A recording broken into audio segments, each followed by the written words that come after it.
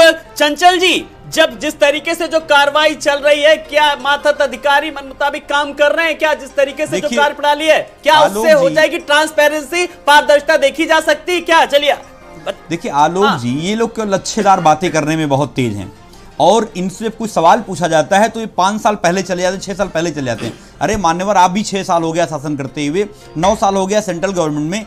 आप जो आपसे सवाल पूछाता है उसका आप जवाब दे नहीं पाते हो। आप आज के समय में ये बताओ कि आपके जो विधायक हैं, आपके वर्तमान कई सारे मंत्री हैं, उन लोगों ने अपने कई सारे मुकदमे वापस लिए।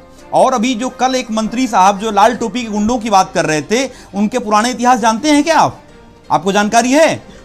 तो कम से कम उसके बारे में भी जानकारी ले लिया करिए। और आज जो लॉ एंड ऑर्डर की बात हो रही है, आप बताओ, आप कह रहे हो पुराने समय की बात याद कर रहे हो, आज के समय में आप जो एनसीआरबी का डेटा है उसको पढ़ के आया करिए कम से कम।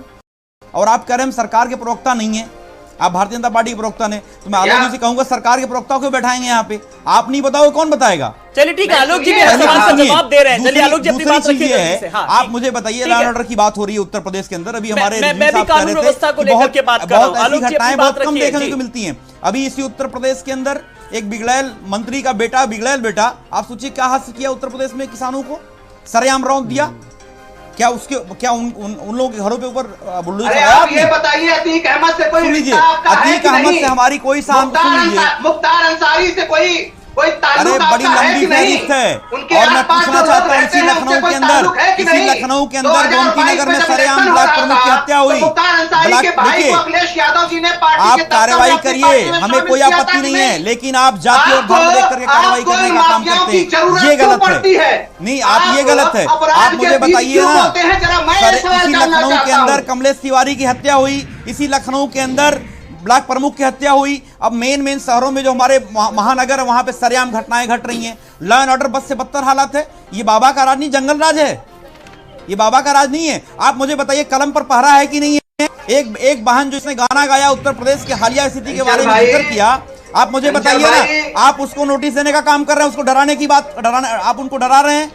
आप देश को किस दिशा में ले जाना चाहते हैं, प्रदेश को? आप मुझे बताइए ना, क्या अगर बहन नेहा ने अगर गाना गाया है उसकी क्या गलती है?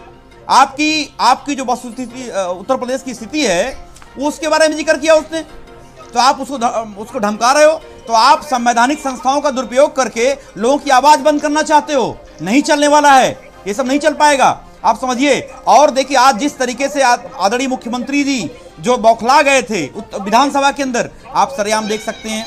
ये जानते हैं क्यों? जब पूरा सिस्टम फेल है, पूरा प्रशासन फेल है, पूरे अधिकारी पूरा सिस्टम फेल हो जाता है, तो हमारे मुख्यमंत्री जी जो है बौखला जाते हैं। तो कम से कम बौखलाहट में ना आकर के, अभी बड़े भाई दीपक जी ने इतनी बेहतरीन बात कही है, कम से कम जो राम से आपकी जो राजनीति शुरू होती है वहीं आके बंद होती है, तो कम से कम उनसे सौम्यता तो सीखनी चाहिए। चलिए, लेकिन वो नहीं सीख पा रहे हैं। आलोक जी, तो सवाल ये है कि भारतीय जनता पार्टी के लोग को गुमराह करने का काम कर रहे हैं। जल्दी से मैं आपको मौका दे रहा हूं, ठीक है? आलोक वर्मा जी।